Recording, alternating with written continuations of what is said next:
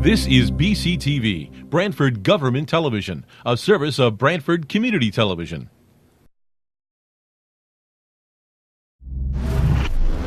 The following program is brought to you through the support of the Town of Branford.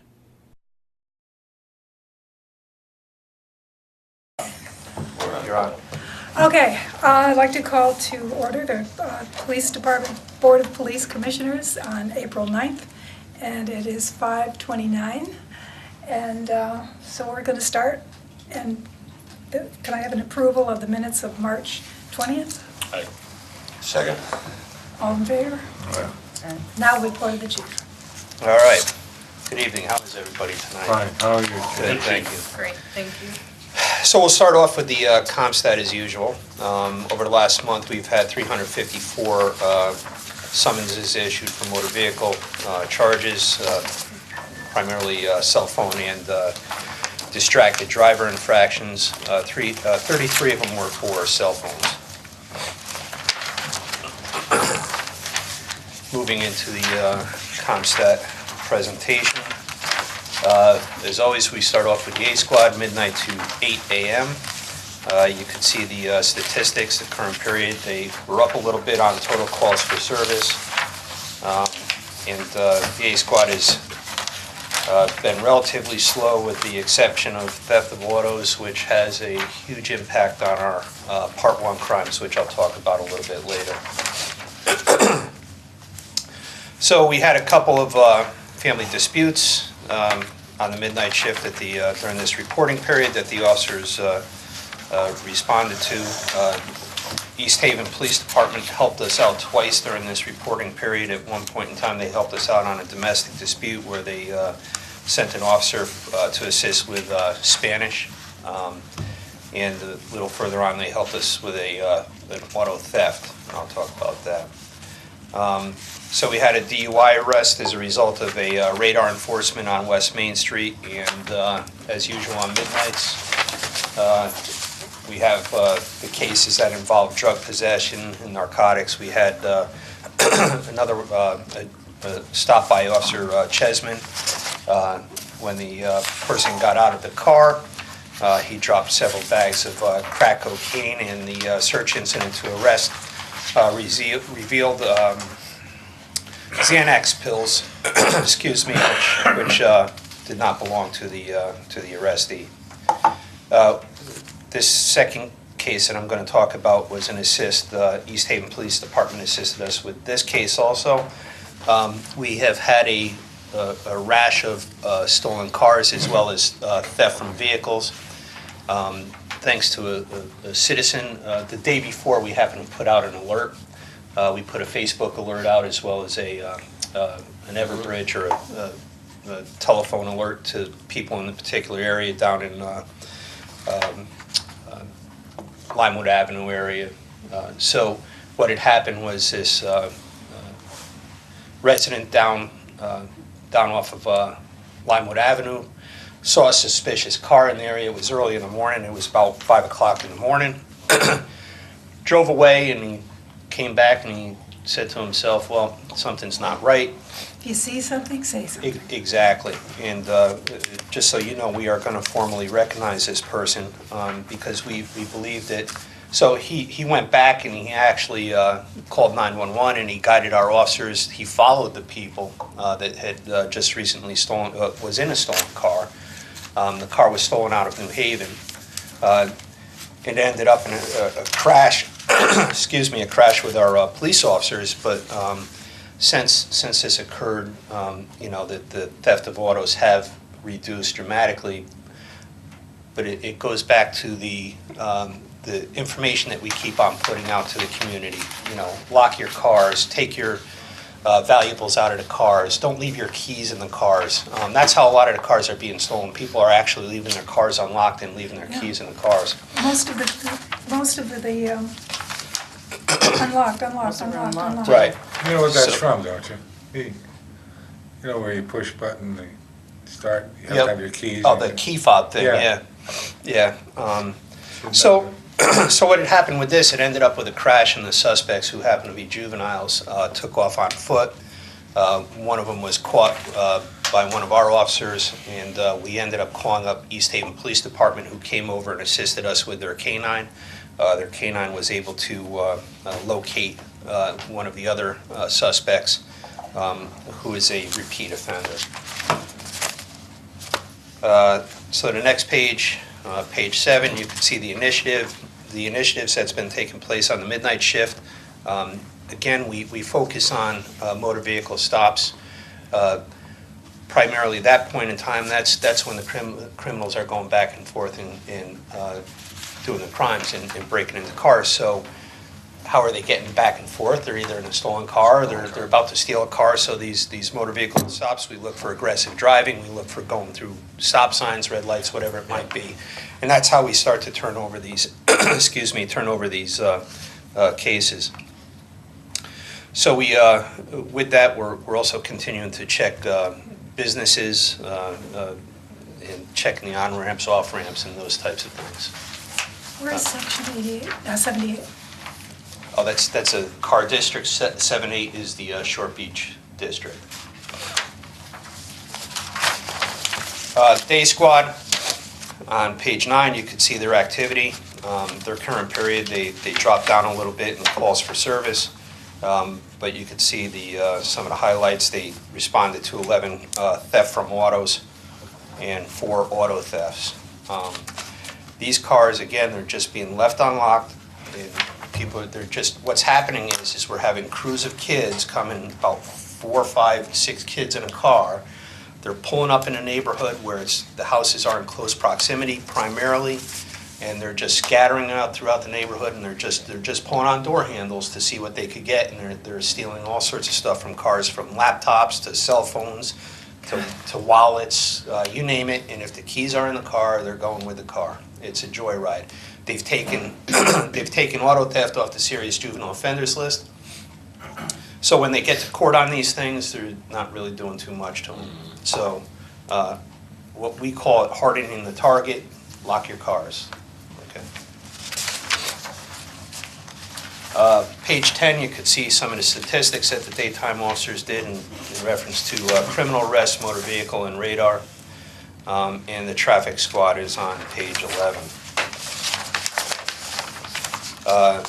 As you pointed out, Commissioner, you could see on the next page, page 11, unlocked, unlocked, unlocked. These are just a series of theft from autos. 12 and 13, too. Yep, page 12 and page 13. And 13 is theft from auto. We had a BMW stolen from Stony Creek down on Prospect Hill, which was recovered in New Haven.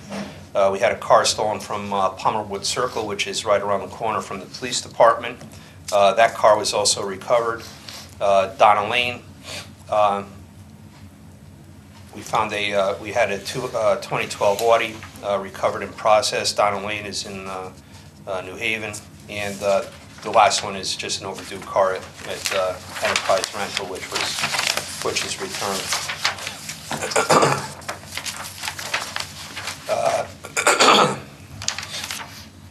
The next case is a theft of an auto. It was a 19 Willys steel-bodied coupe, which was stolen from North Main Street, and the vehicle was there for restoration. It was there for a couple of years, but the vehicle was located ultimately. We had a pretty violent domestic violence case, which occurred on North Main Street, and ended up with the girlfriend actually hitting the boyfriend with a car. He suffered a broken leg. However, this case was a case in which he had previously strangled her, so he was arrested. She was just trying to get away from him. The daytime initiatives, we continue to focus on commercial businesses. We continue to do school visits on a regular basis. Every officer in town I considered a school resource officer, so we just don't have one person in the schools at one school where they're spread out. They continue to do motor vehicle enforcement on these problematic roads that people are always complaining about speeding. These are pretty much cut-through roads that we do a lot of enforcement on. No cases of significance in Pine Orchard or Stony Creek, other than the stolen vehicle. Wait till summer comes. Wait till summer comes, exactly. Things pick up in Stony Creek and along the shore during the summertime. C Squad, which is our 4 to 12 shift, you could see a slight increase in the calls for service. Their big cases, case type are domestic disputes and behavioral issues. Page 23, cases of significance. We had a road rage incident which ended up with a 16-year-old girl being followed. That was handled by the 4 to 12 shift.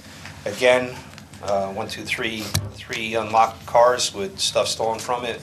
These are from, the first one was from a commercial business up on West Main Street, Branford, a couple commercial places up on West Main Street, and one residential down on Linden Avenue. They had 2 DUI arrests, and they have 2 warrants pending and several marijuana arrests. Again, the 4 to 12 shift, the motor vehicle enforcement, you could see on page 24, where they had a total of 94 traffic stops, and the breakdown of their radar assignments and citations that were issued.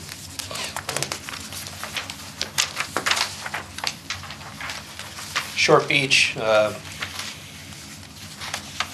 not really anything of significance happening in Short Beach. Total 46 calls for service.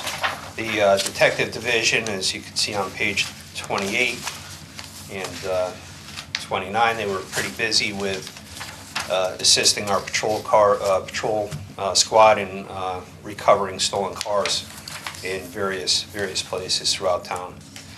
The next is just a follow-up on a robbery that occurred at the TA Travel Center out east, where a DNA hit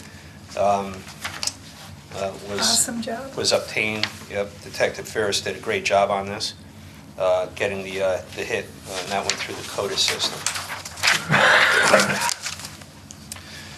So the crime analysis section of the ComStat report, our crime analyst has revealed that we have a 20% increase year to date on Part 1 crimes, and the primary driver on this is auto theft.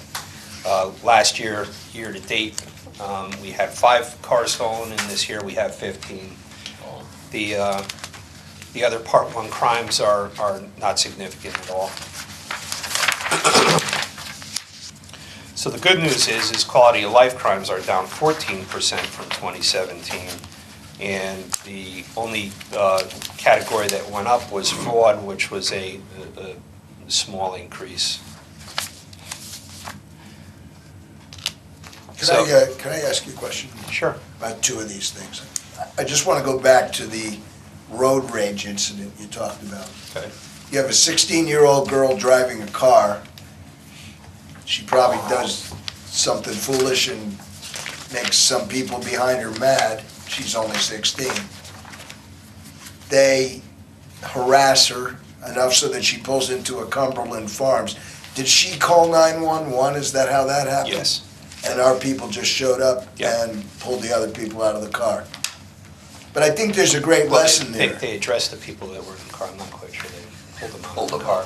But Roughed them up a little. no, our officers, no. No, I say it because it's a good lesson, which is Yes. if that happens to you, you call 911 and let the police deal with it, Exactly. you know?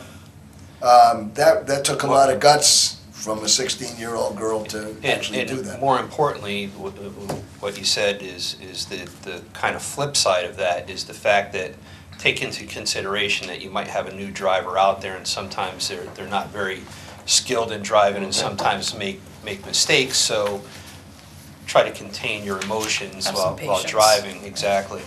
Right. Well, you know, most road rage is more about how your day is going, and not so much the incident. It's how what kind of a mood are you in?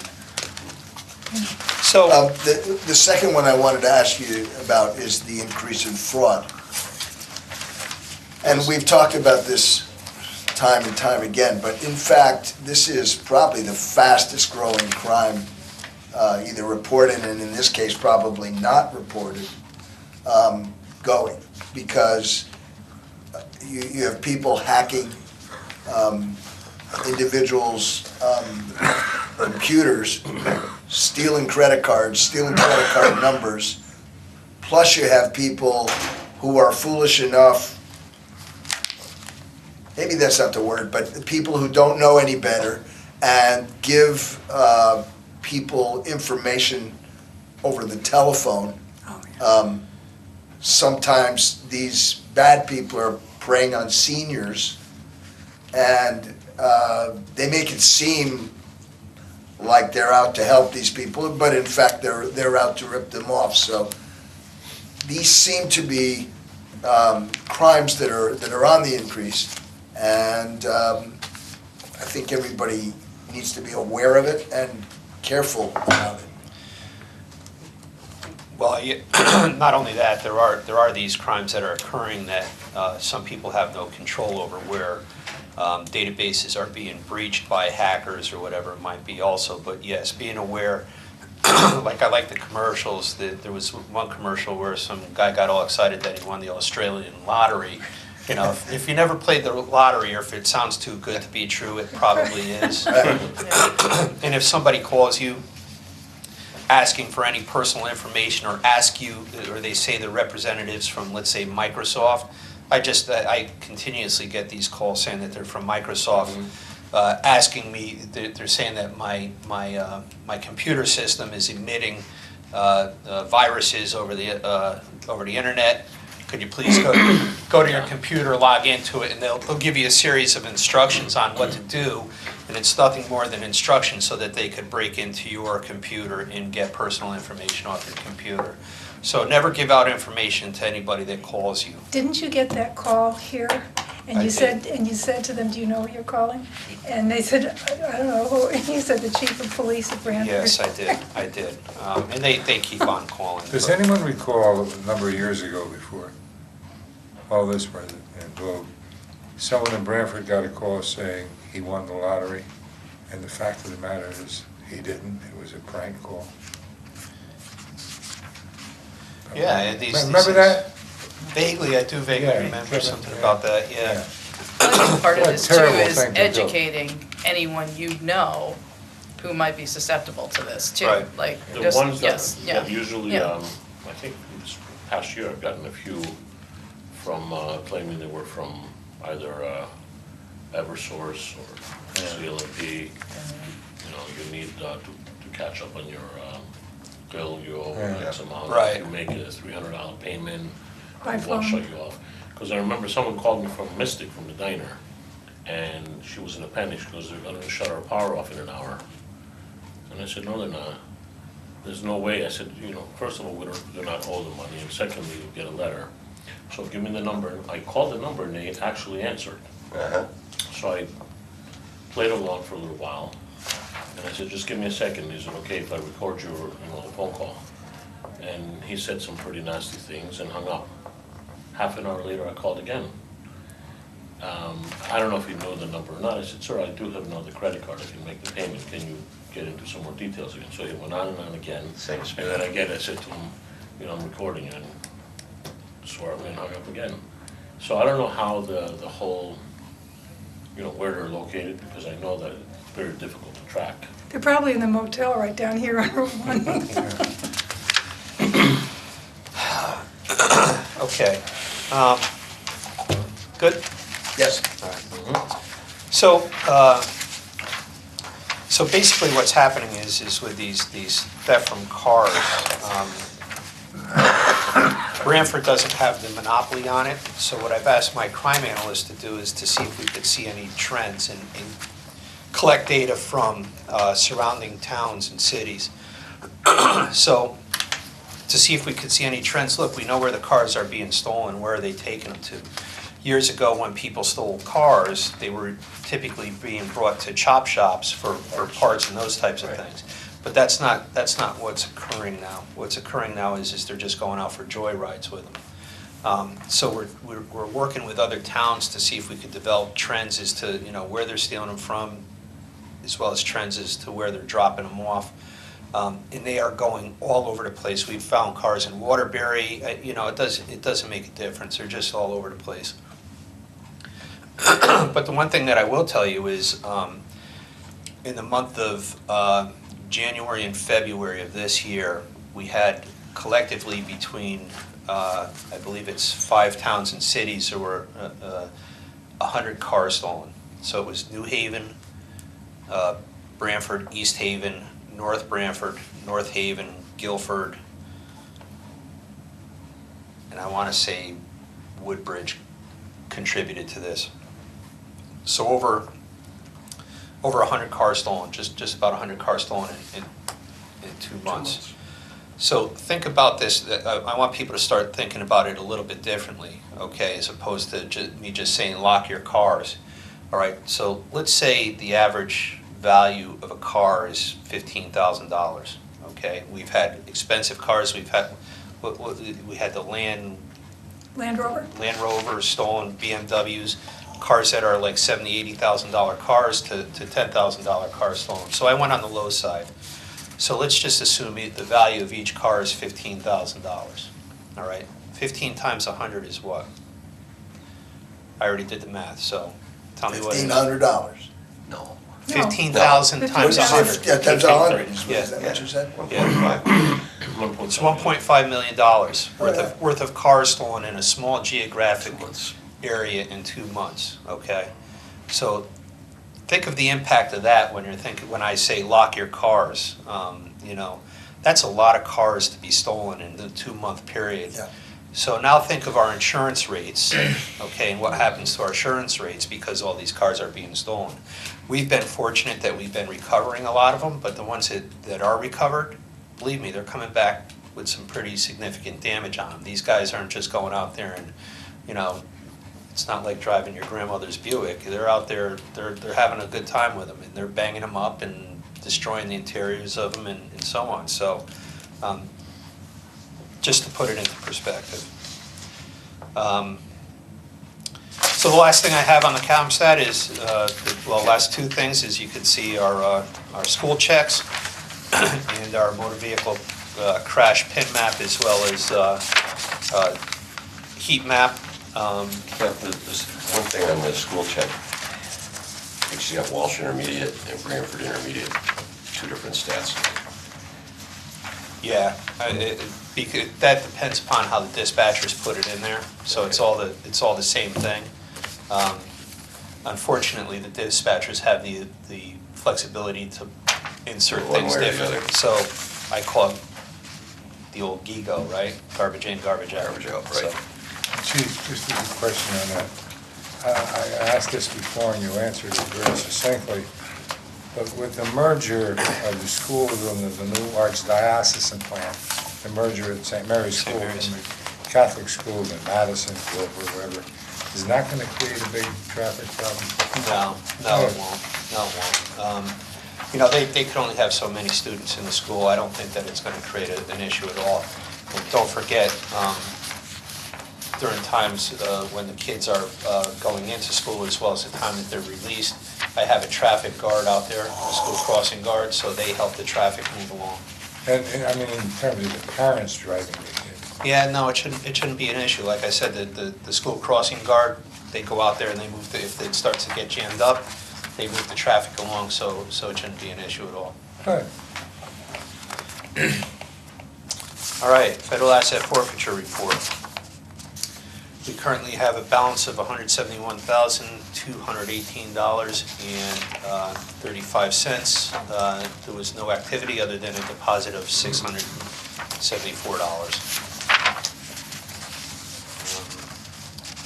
So I'm sure you're all wondering what this swords into Yes. plowshares is. I couldn't wait for that. You can wait for it. Geez.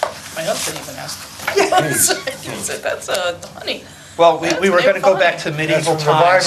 Bible. Turn your swords into plowshares. Exactly. We were going to go back to medieval times and have our officers armed with swords. No. So what this is I was approached by an organization called Newtown Action Alliance. As you could assume, that this alliance was formed after the Newtown school shooting.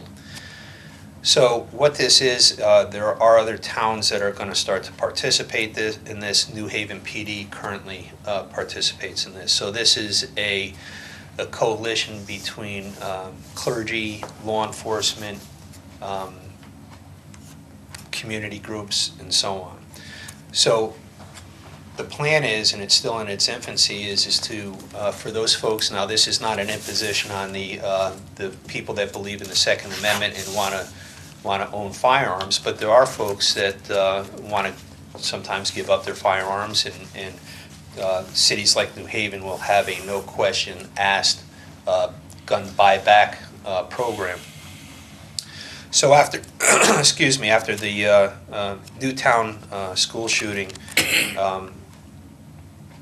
they brainstormed and they were trying to think, well, what could we do with those weapons that people want to turn into the police department? So, and I thought of your wife, as a matter of fact, when we... She's buying firearms? Not No, that I'm aware of, no. unless she's after me. No. As being a member of the garden club Yeah. in Branford. So exactly, that's exactly what it is. It comes from the Bible, and they turn swords into Plowshares. plowshares. Yeah, exactly. So what they do is they take these weapons in that people want to turn in, and they disable them so they're not functional. And they melt down the metals from the weapons, and they make tools out of them, gardening tools and those types of things.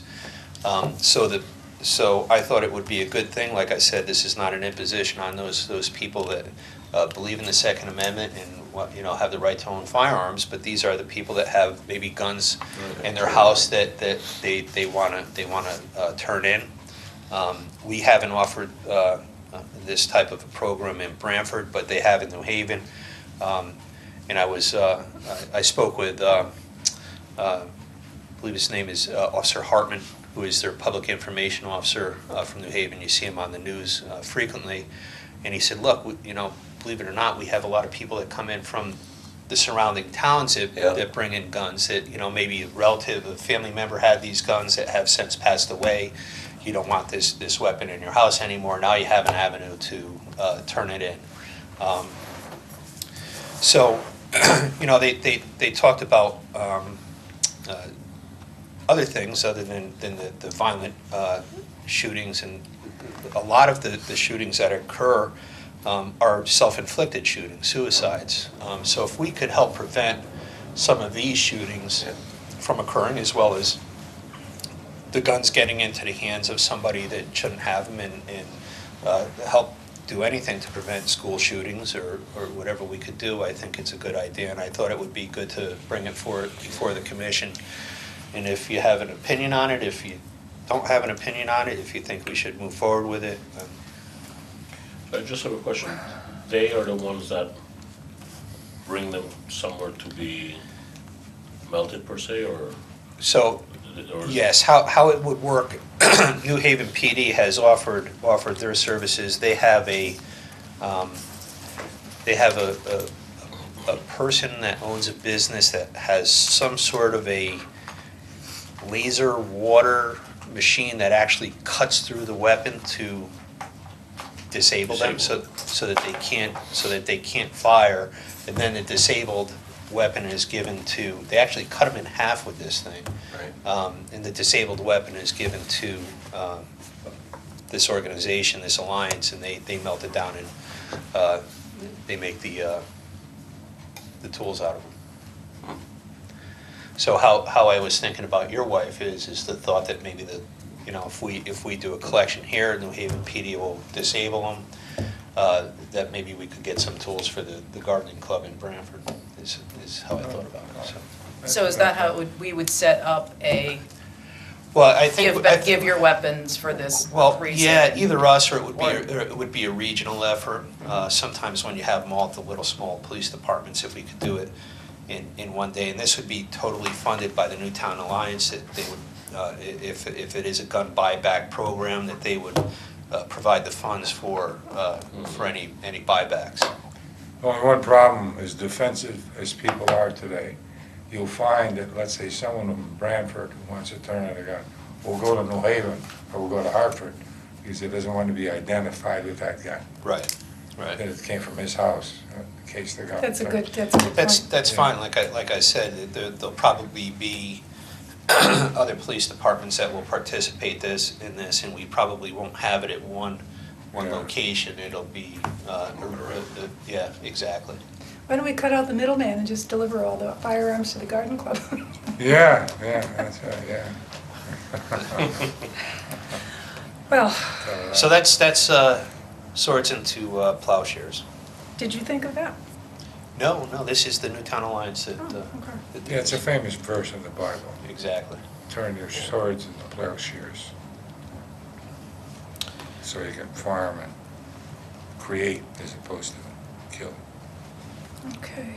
So the next item on my agenda, my report, is the budget. I made two presentations for the budget. The first one was before the Board of Finance, and then I made a second presentation before the RTM, or I should say the Public Services Committee of the RTM.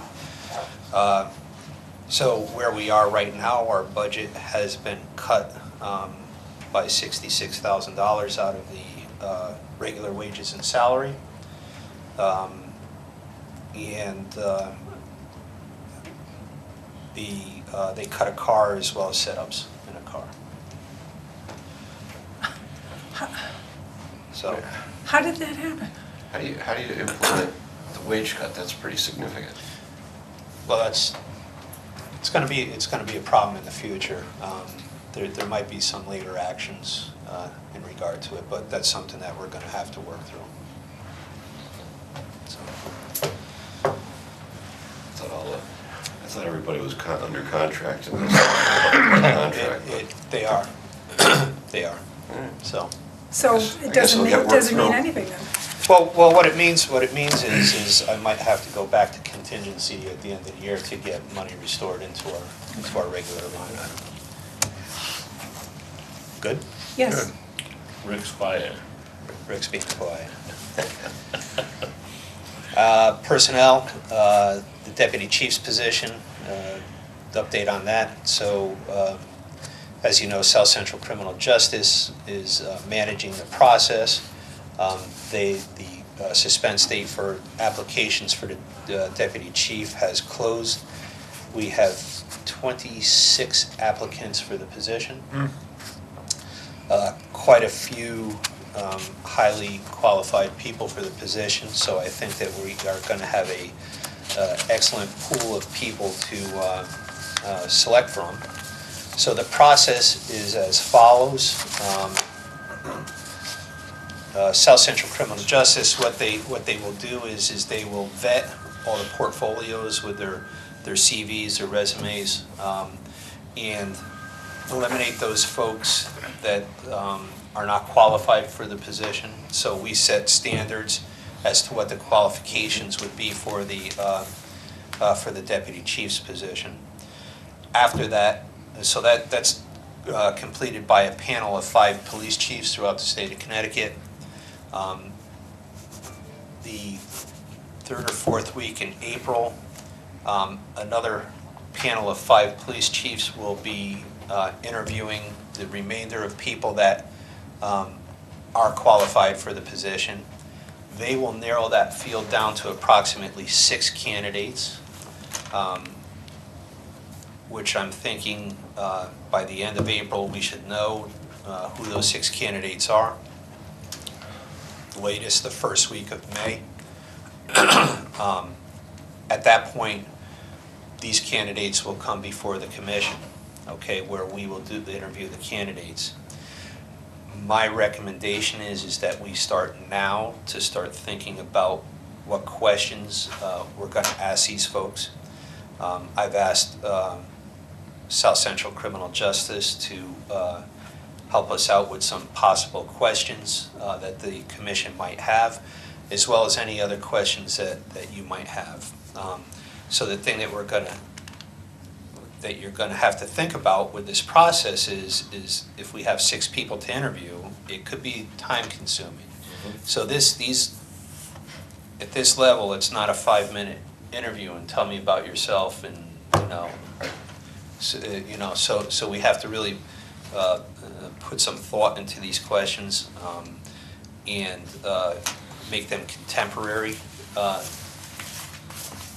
And by the time they get to us too, they've already been through,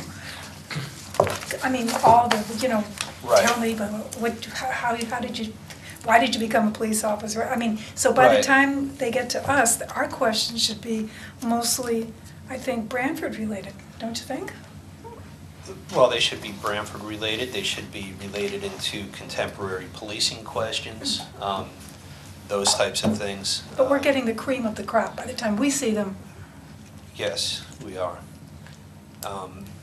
So after that process, the recommendation was that I spend a couple days with each of the candidates, that you narrow down the field to maybe 2, possibly 3 at the most. So then I spend a couple days with those candidates. And your input's very important too. So that way so I could give you some input, and then I'll send them back to the candidates back to the commission, so that the commission and give my input on it, and the commission can make the final decision as to who we hire.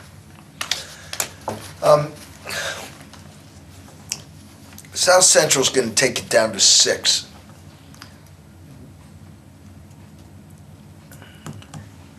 What if that number was a little more flexible, meaning if they end up with 7 or 8? If it's flexible, if they're, yeah, They'll do that. I think it's important that if that number is really 7 or 8 or 8 or 9 or 10 great candidates, that they let us see them all. I hope that they would. I remember there were a couple rounds of South Central. No, I get it, but we've got. Believe me, they're gonna. It's not gonna be a question when you get 10, going through 10 police chiefs and going through these interviews and the process that they're going through. They are giving you the cream of the crop of the candidates. You really don't want to overwhelm yourself with too many. I understand. That way, not only that, it'll tend to bog down the process. It'll start sounding So alike. when you start to get to if they narrow the field down from 26 to 15, and then bringing 10 before the commission, what's the point of having the 10's a lot. What's the point of having that I can't say it, intermediate, intermediary? thank you, that's easy for you to say. That group of, Thanks. exactly, that group of people doing that who are extremely knowledgeable in policing. This reminds me about narrowing it down with candidates. Many years ago, when I was on the Board of Education, we put up the intermediate school, the Branford Intermediate School, under the open space concept, which was at that time novel and revolutionary.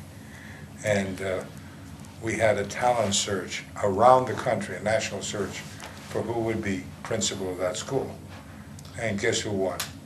Our hometown Fran person. Walsh. I know, yeah, Well, the school is named after today, Walsh. but it was a national search. right, And he Right. lived in Branford? I was the chairman of the Board of Yeah. Education. yep. Do you have a date in mind, for a final candidate, or when you would want? I'm still waiting to solidify that through South Central Criminal Justice. Couple of things. I had taken some initiative and went in on the internet, and I would encourage all of you to do that.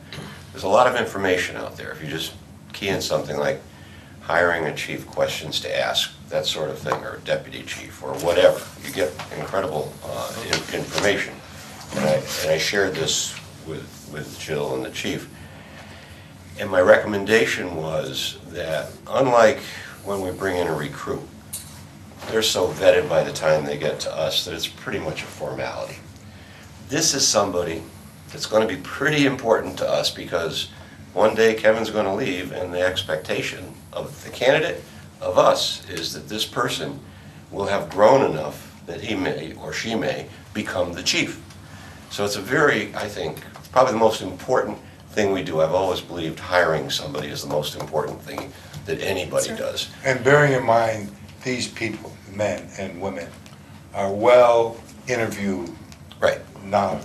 So where I'm getting to is that I think it's incumbent and important that sometime before we see these people, that we get together, having done some homework, having developed our knowledge base of the kinds of questions, ask about bias, accountability. Well, Yeah. this isn't the meeting. They're gonna give you canned answers. Yes. Let me finish. Yep. I mean, what we need to have is a list of questions that we're comfortable with. That's where all that would disappear. We'd get to questions that we think are what What I'm trying to Branford say needs. is I didn't want to reveal any questions, potential Well, questions. these are public information. I mean, anybody can get on the internet and pull it off. I follow that. Okay. However, the candidates frequently watch our Which shows, is good. Which is good. Which is good. I mean, So- God help anybody that goes on an interview to a company Yeah. and doesn't research the company before they go through the door. Effectively, we're a company. But my point is that they are interview programmed. They're Right. interview expertise. You're not gonna trip them up or fool them on anything. No, I'm not You're looking. not looking to do. I'm not it. looking, and I'm not looking to repave the road, because these two highly qualified panels that are going to have vetted them, we don't need to ask those questions. It might be good to know what those questions are. But what I think we need to do is more in line with what Jill's talking about. To me, Branford's done a great job in its efforts to prevent crime from occurring, as opposed to being reporters of the crime. And certainly, I want to be sure, as long as I'm on the commission, that that's the kind of person we have in a leadership position that really wants to continue that trend. And technology, Branford probably is in the top 10% within the state. That's a guess, but I know the kind of money and time we spent on technology. The body cameras, I mean, things like that. What, is this person at all savvy with current technology? Now, that may be a question that the panel's asked, but I'd like to understand their, I'll say, experience in implementing technical change, to see if it makes sense to us. So I think we should be planning on getting together sometime later this month. Chief gets back. We certainly want him with us along the way, because I'm assuming you'll be either part of the panel or get detailed reports from the panel, so have some instinct as to, you don't need to ask that question, we've already had that one answered, that sort of thing. Sure. Your points are so well taken, but I just caution, please eliminate the question or the statement. Remember, you may be chief, you can step up to be Oh, yeah. chief. You will be chief, we're looking at you because we Right. want you to be chief. That is a violation of equal protection. Right. And someone's gonna pop right up, come right at you. Just don't say, we're looking at you because we want you to be the next chief. And that's why I think we should have these questions prepared ahead of time. Maybe, Valerie has a question to ask, John, everybody knows it. And we look more professional than I think we look when we talk to recruits. And the recruits are so typically nervous that these guys aren't going to be nervous. And they know that this is the last stop, and we're the up or down. Right. Because we could. We can only choose one, and we want it to be the best one for us. And that's what we're looking for, a deputy chief. Live in Branford. Right. Right. We're not looking for The chief just stayed around for a while. Oh, yeah, he's not going anywhere. We're not letting him. there you go. All right, moving along. Okay, no injuries to report during this period. We had one letter that came in. This is in regard to a call that Officer Romanello went to, and he went to an address on Cosgrove Court. It's, of course, everybody knows it's a new development that is up off of Parish Farms Road. However, the 911 system and everything hasn't caught up with them yet, so Officer Romanello took the extra time to make sure that these folks, their telephones were registered with us, so he had them call 911 from the Good house. initiative. And just those little things to take That's an extra excellent. minute or two, go a long way with the folks in town, so thank you. That's my report. Thank you. Everyone approved?